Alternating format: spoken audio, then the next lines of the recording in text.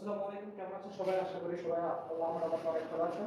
আজকে আমি আপনাদের রসায়নের ষষ্ঠ অধ্যায় মৌলের ধারণা সংক্রান্ত যে অধ্যায়টি রয়েছে সেই অধ্যায়ের একটি গুরুত্বপূর্ণ অঙ্ক নিয়ে হাজির হয়েছি। সেটি আপনাদের বইতে রয়েছে। আর সেই প্রশ্নটা হচ্ছে পাঁচটি নাইট্রোজেন অণু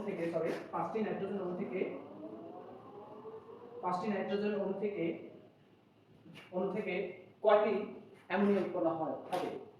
তো আমরা প্রথমে হিসাব করে নিতে হবে যে এখানে উৎপাদক রয়েছে এবং একটি বিক্রিয়ক রয়েছে। তার মানে অপরটি বোঝাই যাচ্ছে যে এখানে যেহেতু নাইট্রোজেন, তাহলে আমাদের উৎপাদে হাইড্রোজেন রয়েছে, তাহলে বোঝাই যাচ্ছে যে নাইট্রোজেন এবং হাইড্রোজেনের মধ্যে বিক্রিয়া ঘটে। তো আমরা বিক্রিয়াটা আগে লেখার চেষ্টা করতে হবে।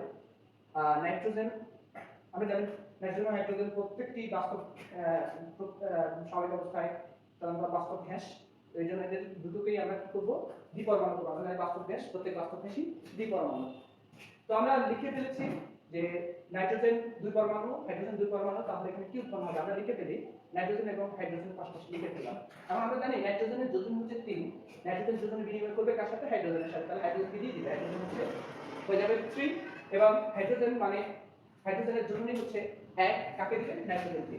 এখন দেখুন আমরা এখানে কিন্তু আমাদের নাইট্রোজেন এবং হাইড্রোজেনের পরমাণুগুলো সঠিক রয়েছে, কিন্তু এই পাশে কিন্তু মানে বেশি কম বেশি রয়েছে, যেটা সমান নয়। সমান না থাকলে সেই সমীকরণটা আমরা ব্যবহার করতে পারবো না। সমান করা অত্যন্ত আবশ্যক, সমান করতেই হবে। তো সমান করার জন্য আমরা যেই পদ্ধতিটা ফলো করব সেটাকে আমরা বলবো সমতা বিধান করা। সেটাকে কি বলে? সমতা বিধান করা। সমতা বিধান করা ছাড়া যে কোনো বিক্রিয়াকে স্ক্যালেটারি রিঅ্যাকশন আমি কঙ্কাল সমীকরণ হিসেবে পরিগণিত হবে, যেটা কোনো ভ্যালু নেই।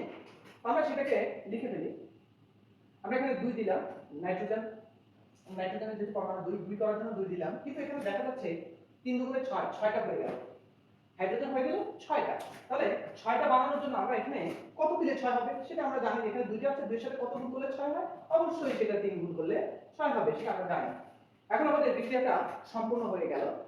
সম্পূর্ণ হয়ে গেলে আমরা এখন এটা অণু পরমাণুগুলো হিসাব করব। আমরা জানি নাইট্রোজেনের ভর হচ্ছে 14, এখানে পরমাণু সংখ্যা রয়েছে 2। সুতরাং যদি আমরা গুণন করি তাহলে 14 গুণ 2 সমান সমান 28। 28 সমান আমরা লিখতে পারি, যেটাকে আমরা মানে কোন যৌগের যদি আমরা আণবিক ভর নির্ণয় করি যা বের হবে সেটা তার 1 মোল। সুতরাং এটার সমান আমরা লিখতে পারি 28 বেরিয়েছে, তো আমরা সমান লিখতে পারি 1 মোল। আমরা জানি 1 মোলে থাকে কয়টি অণু পরমাণু বা আয়ন? অ্যাভোগাড্রো সংখ্যক অণু পরমাণু বা আয়ন। অ্যাভোগাড্রো সংখ্যাটা হচ্ছে কত? 6.023 × 10⁻23। এরপর আমরা দেখব এখানে, দেখুন আমরা এখানে একটু খেয়াল রাখতে হবে, আমরা তিনটাকে গুণ করব না, আমরা তিনটাকে আলাদা রাখবো, সুবিধার জন্য আলাদা রাখবো। তো আমরা এখানে দেখতে পাচ্ছি, এখানে আমি লিখতে পারি যে আমাদের হাইড্রোজেনের ভর হচ্ছে 1 এবং এখানে পরমাণু সংখ্যা দেওয়া আছে 2/2। তো আমরা লিখতে পারি 3 × 2, 2 একে 2, সুতরাং 3 × সমান লেখা যায় কিনা 1 মোল, এবং 3 × আমরা লিখে দিতে পারি 6.023 × 10⁻23। এরপর আমরা লিখব, দেখুন 2 থাকবে আর এখানে একটা সেকেন্ড ব্র্যাকেট আনবো, যেহেতু এখানে একটা পুরোটা একটি যোগ, আমরা যোগ করে লিখব। তো আমরা জানি নাইট্রোজেনের ভর হচ্ছে 14 × 1 প্লাস হাইড্রোজেনের ভর হচ্ছে 1 × 3। এবার আমরা লিখে ফেলি 14 কে 14, 3 একে 3 গুণ করলে হয়ে যাচ্ছে 17, 17 মানে 1 মোল। তারপর আমরা এটা সমান লিখতে পারি 6.023 × 10⁻23। তাহলে আমরা দেখতেই পাচ্ছেন আপনারা, দেখুন এই আকারে সবগুলোকে প্রকাশ করা হয়েছে, অর্থাৎ অ্যাভোগাড্রো সংখ্যক কোন পরমাণু বা আয়ন আকারে, অর্থাৎ অ্যাভোগাড্রো সংখ্যা প্রকাশ করা হয়েছে। এক নম্বর অঙ্ক করতে সুবিধা হয়ে যাবে। এখন দেখুন আমরা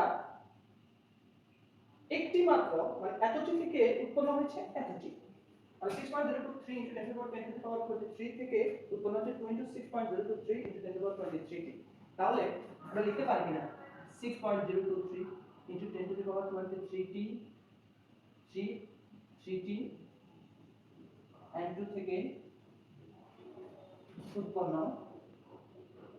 হয় 2 × 6.023 × 10⁻23। যেহেতু এটা আমাদের কাছে চেয়েছে তাই এটা হাতে সবসময় ডানে থাকবে।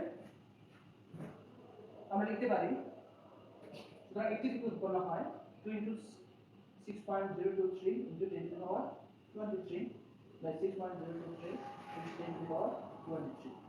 এরপর আমরা লিখতে পারি প্রশ্নের উল্লেখিত মান হচ্ছে 5টি। সুতরাং 5টি থেকে উৎপন্ন হয় 2 into 6.023 into 10 to the power 23 into 5 6.023 into 10 to the power 23। সুতরাং এটি এবং এটি কাটা যাবে, কাটা গেলে 5 আর 2 বলে 5 দুগুণে 10, 10টি NH3 উৎপন্ন হবে। এটাই হচ্ছে আমাদের কাঙ্ক্ষিত উত্তর। তো সুতরাং আমরা বলতেই পারি যে যদি 6.023 into 10 to the power 23 টি থেকে উৎপন্ন হয় 2 into 6.023 into 10 to the power 23 টি, তাহলে একটি থেকে কত প্রশ্ন উল্লেখিত মান 5 টি হবে। এখানে কাটাকাটি করলাম, 5 দুগুণে 10।